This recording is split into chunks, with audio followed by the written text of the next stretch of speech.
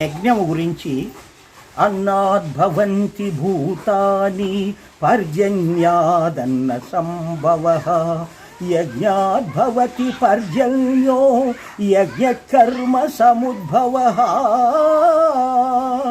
అనగా అన్నము వలన జంతుజాలములు పుట్టింది, అంటే ప్రాణికోటి ఉత్పన్నమవుతాయి.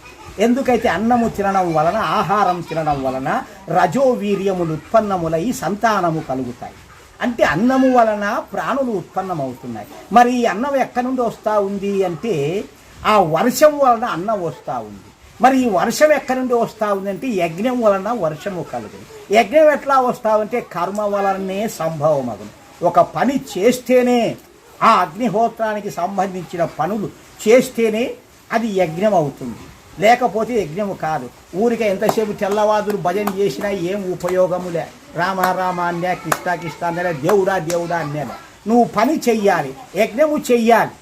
చూడండి, రైతు చేలో వ్యవసాయం చేస్తూ ఉంటాడు.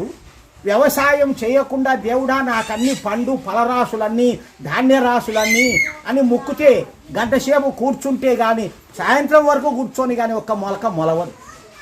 నీవు శ్రమ చెయ్యాలి, పని చెయ్యాలి. పని చేస్తేనే ఫలం ఇస్తాడు దేవుడు. ఎంత ఇస్తాడో ఆయనకు మాత్రమే తెలుసు. మనము ఇంత రావాలా అంటే అంతే రాదు.